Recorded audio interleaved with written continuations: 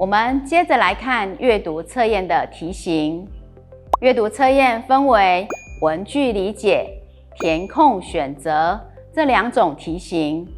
在做阅读测验以前，要先跟大家建议，一定要看客语能力认证基本词汇，才能了解客语的意思与正确用法、写法。可比讲，像日漫洋车样片民松，有印度的汉厝、印度的厝灰。可比讲，踮你盖厝，意思是用脚踩踏。你盖洗住起皮，用支桥切踮你下，也做开铁门就铁印。这个小孩发狂了，2只脚一直跺地板，还跑去踹门又踹人。接落来，甲大家讲，老熊入夹，老熊入夹，係乜嘅意思咧？上面是这样写的：衣服穿得袒胸露肩。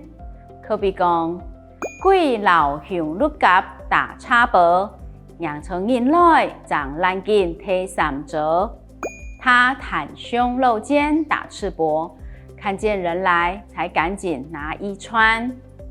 日本抗疫能力仲高級嚴峻，基本除非的事，對大家來講係真重要的參考工具哦。也就個 USB， 大家嘛愛提起來聽哦。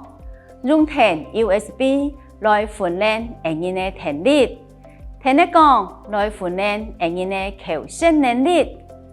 讓到日本時，會認識真多的卡數漢字。也就客家詞彙的意思，閱讀測驗是冇問題啊！相信大家會用真輕鬆的來通過客語能力仲高級認證。